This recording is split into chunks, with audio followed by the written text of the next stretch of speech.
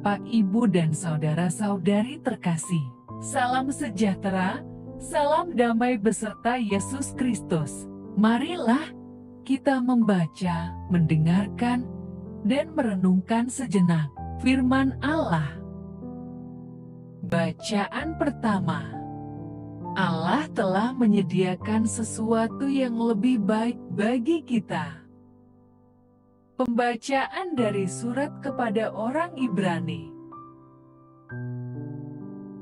Saudara-saudara, aku akan kekurangan waktu apabila aku hendak menceritakan tentang Gideon, Barak, Simson, Yefta, Daud dan Samuel dan para nabi, yang karena iman telah menaklukkan kerajaan-kerajaan, mengamalkan kebenaran, memperoleh apa yang dijanjikan, menutup mulut singa-singa, memadamkan api yang dahsyat.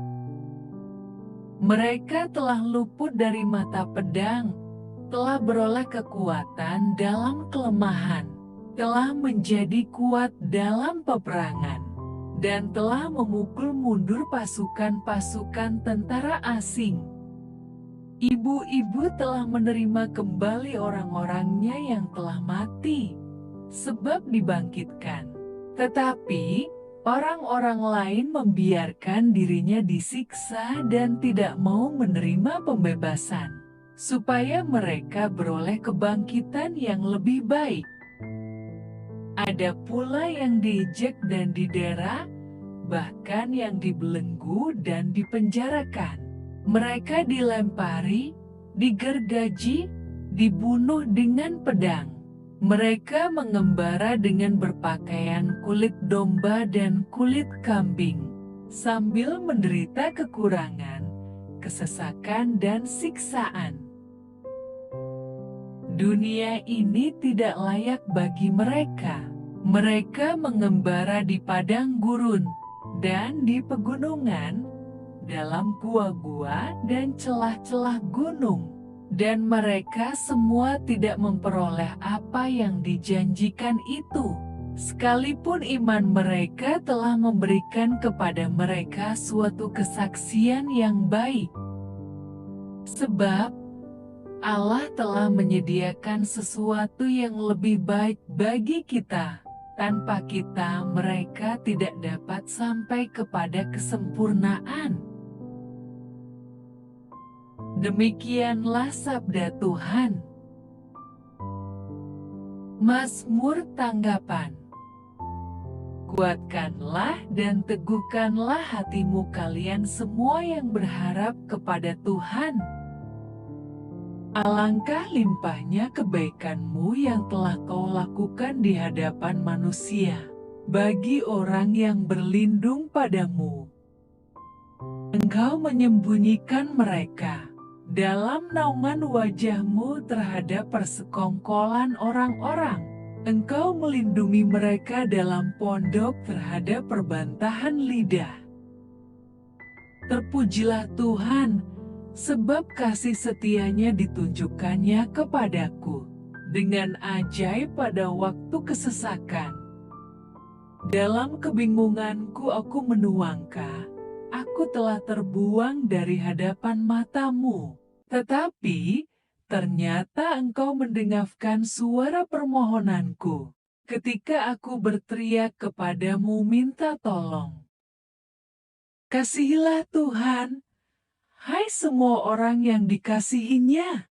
Tuhan menjaga orang-orang yang setiawan, tetapi orang-orang yang berbuat congkak diganjarnya dengan tidak tanggung-tanggung.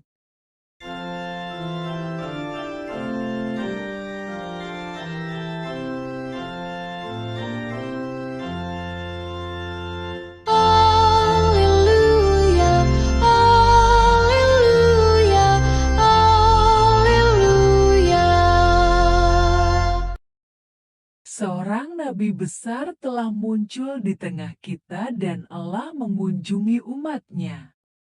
Haleluya, haleluya, haleluya. bersamamu dan bersama rohmu. Hai roh jahat, keluarlah dari orang ini. Inilah Injil suci menurut Markus. Sekali peristiwa, sampailah mereka di seberang danau, di daerah orang Gerasa. Baru saja Yesus turun dari perahu. Datanglah seorang yang kerasukan roh jahat dari pekuburan menemui dia.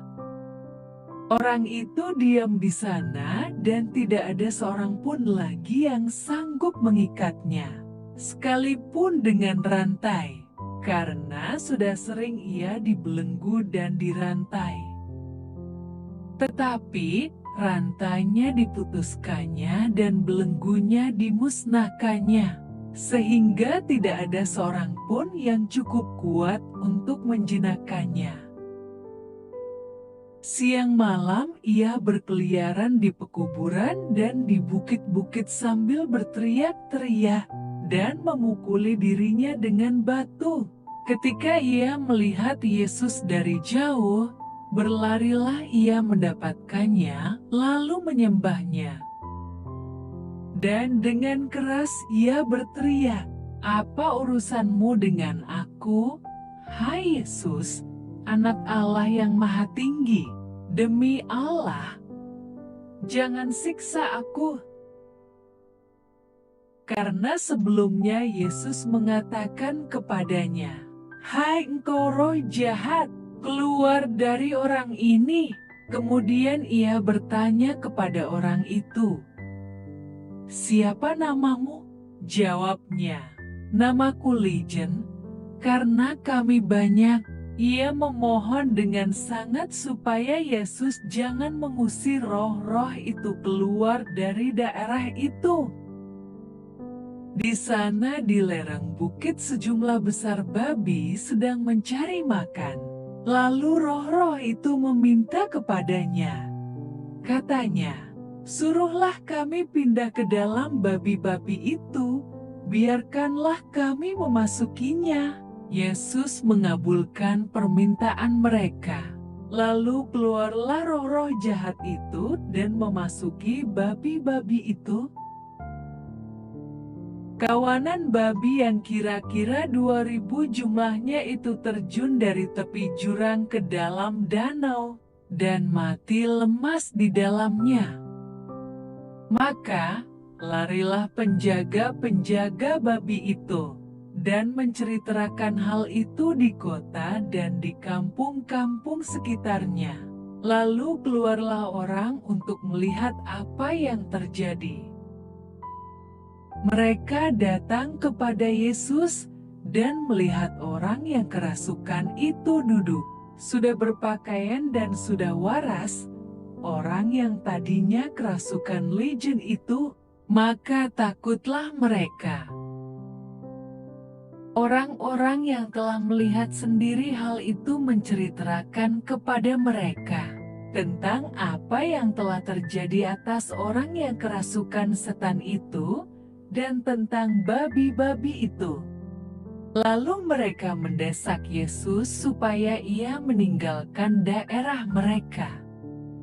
Pada waktu Yesus naik lagi ke dalam perahu, orang yang tadinya kerasukan setan itu meminta supaya ia diperkenankan menyertai dia.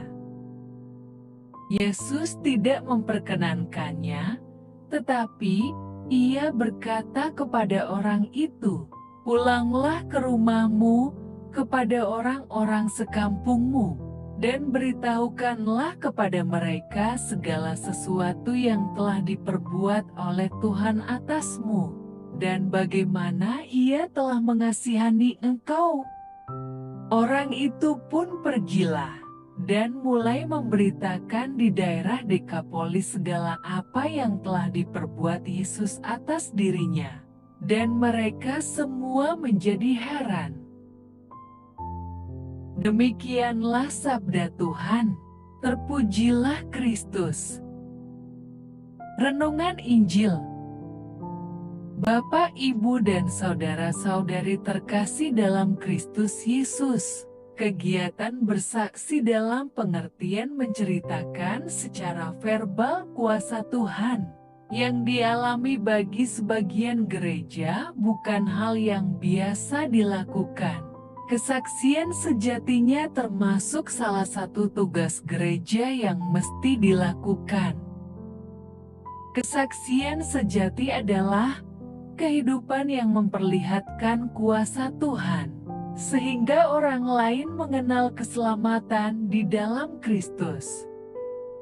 Di sebuah tempat ada orang yang kerasukan roh jahat. Orang tersebut begitu kuatnya sampai-sampai rantai yang mengikat dia pun putus. Karena begitu kuatnya dia, kehidupannya sangat memprihatinkan, tanpa teman dan hanya berkeliaran siang dan malam di kuburan sambil memukuli dirinya sendiri. Keadaan ini disebabkan karena begitu banyak roh jahat yang merasuki dirinya. Roh memiliki kuasa. Ada roh jahat mendatangkan kesukaran dalam kehidupan manusia, dan ada Roh Kudus yang senantiasa membawa manusia dalam kehidupan yang lebih baik. Roh jahat harus dikeluarkan dari tubuh jasmani. Yesus berusaha untuk mengeluarkan roh jahat dari tubuh orang tersebut. Ketika memahami kehadiran Yesus, maka roh jahat itu ketakutan. Roh jahat yang jumlahnya banyak itu akhirnya dikeluarkan dari tubuh orang tersebut. Setelah sadar orang itu ingin mengikut dia sebagai muridnya, semangat hidupnya dipulihkan, sehingga kini ia bisa berpikir dengan baik dan ingin menjalani kehidupannya dengan berguna sebagai pengikut Yesus. Yesus menolak permintaannya. Ia berharap orang tersebut dapat memberi kesaksian tentang segala sesuatu yang telah dilakukan Tuhan kepadanya. Orang tersebut diminta untuk menunjukkan kehidupan barunya yang telah dijamah Tuhan. Dalam hidup kita, perlu bertekad untuk merasakan kehadiran Roh Kudus yang membimbing kita untuk selalu hidup dalam kasih-Nya. Dengan begitu, kita dapat memberikan kesaksian mengenai keselamatan dalam nama Yesus, sehingga orang lain dapat melihat karya Roh Kudus dalam kehidupan kita. Amin. Marilah berdoa. Allah Bapa, sumber pengharapan, Engkau telah mengikat perjanjian dengan semua orang melalui Yesus yang terurapi. Semoga kami selalu berpegang teguh pada Dia dan berkembang menjadi umat yang patuh setia.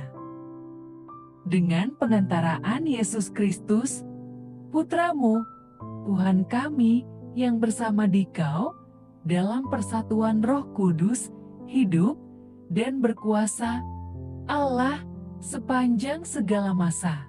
Dalam nama Bapa, Putra, dan Roh Kudus. Amin. Terima kasih sudah mendengarkan dan merenungkan firman Allah. Jangan lupa subscribe dan jangan lupa juga aktifkan loncengnya. Terima kasih. Tuhan Yesus memberkati.